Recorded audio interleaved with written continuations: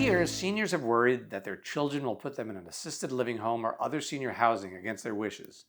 But a recent survey by SeniorLiving.Org shows that this simply isn't true. Hi, I'm Jeff Hoyt, Editor-in-Chief of SeniorLiving.Org. You've heard that there are two sides to every story.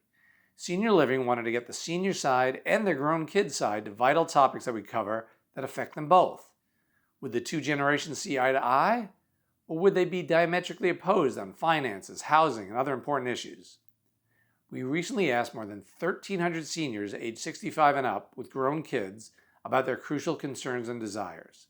We also surveyed more than 1,300 financially independent adult children of seniors on their parents' concerns, wishes, and feelings. When asked about recent stock market gyrations due to the coronavirus, both groups were on the same page, with about 43% concerned or very concerned about how that would affect seniors' finances. About half of the kids reported speaking to their parents about their finances in the prior 2 to 3 weeks. Over that same time period, about half the seniors reported talking finances with their kids. The top financial concern for seniors for both groups was also in lockstep: healthcare costs. About a third of each group selected this as number one. And who said there was a generation gap?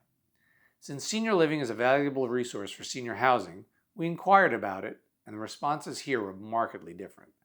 Nearly 1/3 of the seniors we surveyed planned to live in a senior living facility if they needed assistance, but the children were much more accommodating.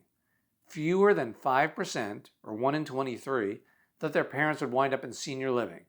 In fact, more than 20% of the children expected their parents to move in with them, while another 7% thought they'd wind up under a different relative's roof. But the seniors did not think their families were so welcoming. In fact, fewer than 8%, or 1 in 13, thought they'd be invited to live with their children, and only a half of 1% thought they'd wind up in a different relative's home. So who's right?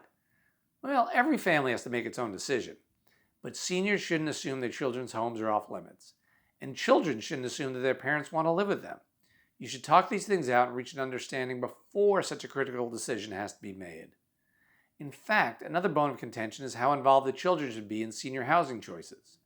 While only 11% of those 65 and up thought their adult kids should be very involved, 30% of the kids thought they should be. Only 37% of the seniors thought kids should be involved or very involved, compared to a whopping 63% of the kids. Financial support is another issue that needs to be discussed. Adult children are pretty split as to whether they'll have to provide financial help to their parents. 34% say yes, 32% say no, and 29% are unsure. But fewer than 8% of seniors believe they'll need financial help from their adult children, and more than 65% say they won't. That's quite different from what adult children say. The remaining 27% are unsure.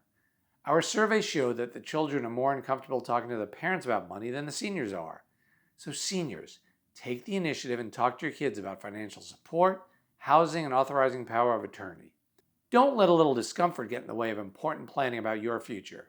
You never know when it'll be too late to talk, so share your feelings and your wishes. For more on the study and the most comprehensive directory of senior living options, visit SeniorLiving.org. And don't forget to subscribe to our YouTube channel. Thanks.